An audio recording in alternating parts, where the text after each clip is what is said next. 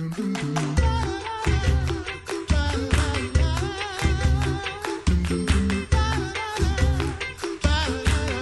listening to the Coffee Hour. I'm Andy Bates. Sarah's out this week. She'll be back next week. We are celebrating Rally Week here on KFUO. Visit kfuo.org/Rally Week. Find out how you can be a partner with KFUO, supporting KFUO, maybe as a first-time day sponsor or a gift, an ongoing gift or a one-time gift. All gifts are welcome. kfuo.org/Rally Week. You can see those different ways you can do that, or you can give us a call. You can email us, gifts@kfuo.org. Glad to talk with you more about partnering with KFUO. As Lutherans, many Lutherans here in the Midwest probably are familiar with our history of the Lutherans settling in Perry County, Missouri.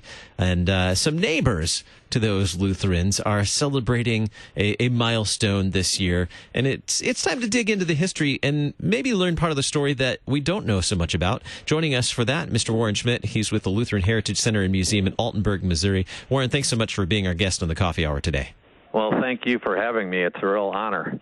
As we think back, reflecting on history, and many of us probably are familiar with the story of the Lutheran immigrants who settled in Perry County, and they had some neighbors, and I want to learn more about those neighbors and the milestone that they're celebrating this year. But before we get into that, let's talk a little bit about the Saxon immigrants who settled in Perry County. What experience with life in untouched lands did these immigrants have prior to their arrival to Perry County?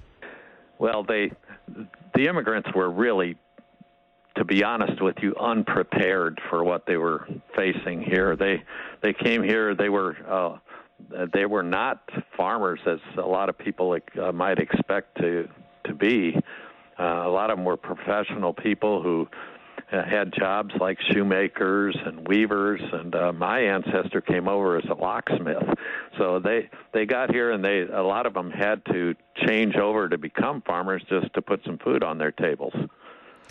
So embarking on new life in a new land, to I guess sum it up in simpler words, these were city folk, and now they were living in not a city but the country. But who was already who was already in the area? In 1819, a group of and around that time, a group of Scots-Irish Presbyterians who made kind of a migration of their own from North Carolina came to this area and established a Presbyterian church in a little village which is now called Brazo, Missouri. So they were here about 20 years before the Germans arrived on the scene. 20 years. So that's enough time for them to establish quite a life here in Missouri. So what had they established? What had the Presbyterians established in that 20 years? Well, they had farms, basically started in that Brazo area. Coming from North Carolina and being Presbyterians, a few of them even had slaves to help them with the farming there. But that doesn't necessarily mean all of them did. But there was even a little bit of slavery going on in that area. Although when the German Lutherans got here, they were that's not something they approved of at all. Had they established a congregation? Yes, in 1819. They actually got here a couple of years before that, maybe around 1817. A few of them kind of staggered in here and there and established farms. And then in 1819 was when that's when their congregation says they were officially started. That means this year is their bicentennial. So 200 years of the congregation, the Presbyterian congregation at Brazo. That is correct.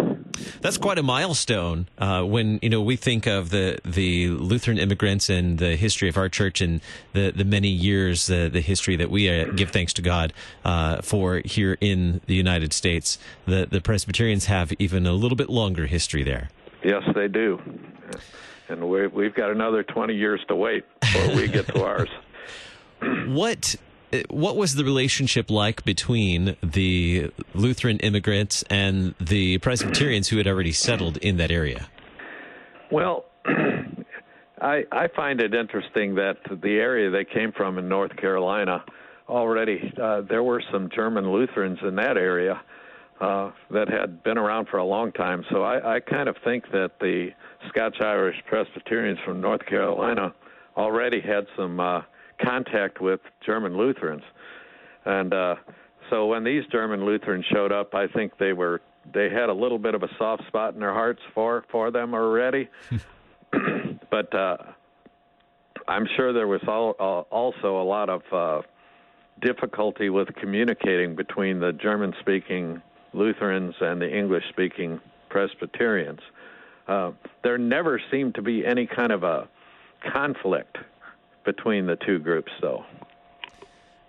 In fact, since the Lutherans who settled here, as you explained before, were primarily professionals and city folk, not familiar with how to farm, not familiar with how to live off the land, essentially, how did the Lutherans survive?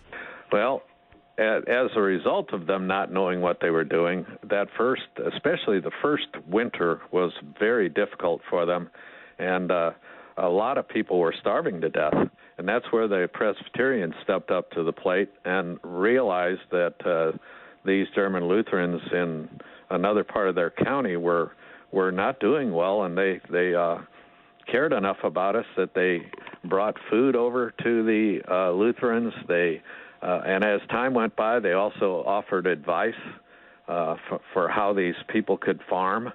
They showed them which kind of crops would grow around this area. They helped them with I'll call it dangerous stuff, like they pointed out what poison ivy looked like, what the poisonous snakes were in the area.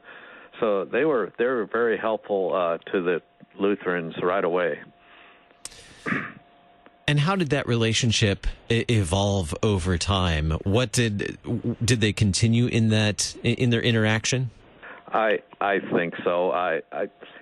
The more I think about the relationship between the Presbyterians and the Lutherans here, I kind of jokingly say that if there's any conflict around here, it was Lutherans with Lutherans, and not with the Presbyterians. I think the Lutherans in this area realize how the Presbyterians basically saved their lives and enabled them to survive here. And we really appreciate it. We're so thankful for what they did here.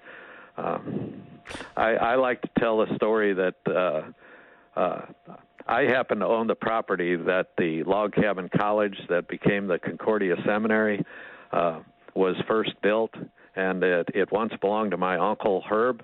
And Herb told me a story of how the Presbyterians came over to his property. And I don't know where he heard the story, because he certainly was too young to know what happened in 1839. But he said he had heard stories of how the Presbyterians had come to that property to help out a woman that lived there.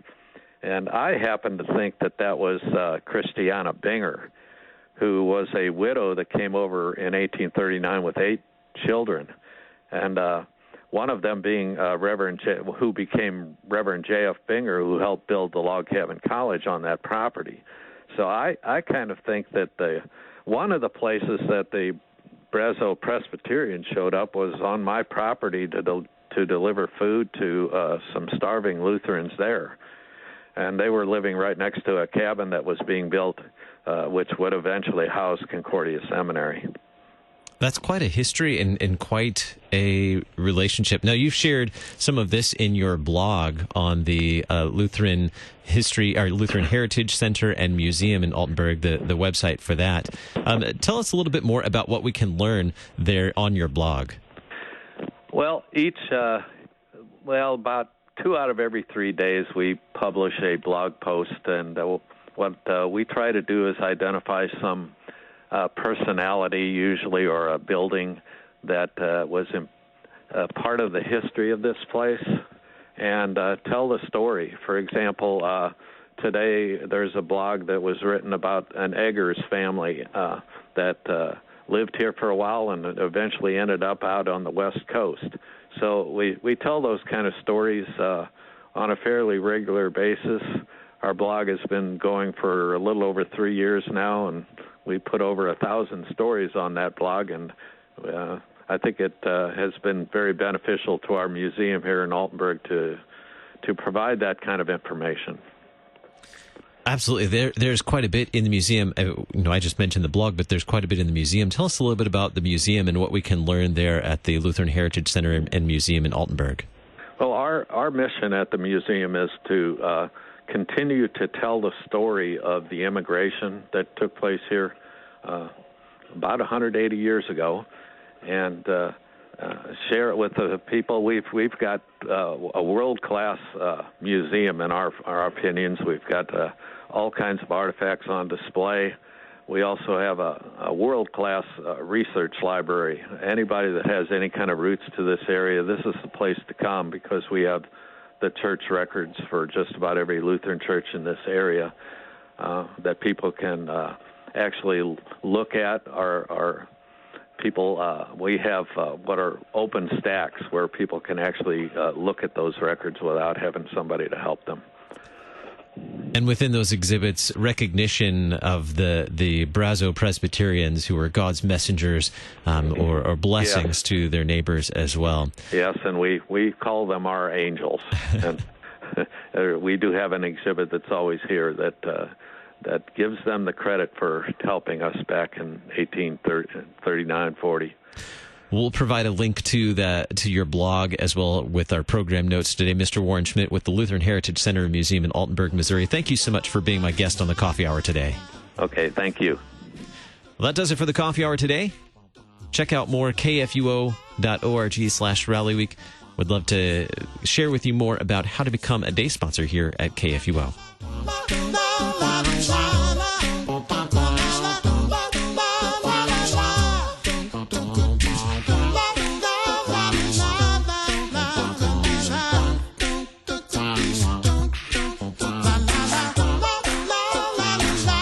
The Coffee Hour with Andy and Sarah is a production of KFUO. To support the Coffee Hour and KFUO Radio, visit kfuo.org. You can also text KFUO to 41444 or send an email to gifts@kfuo.org. And you can call us at 800-844-0524. KFUO. Christ for you, anytime, anywhere.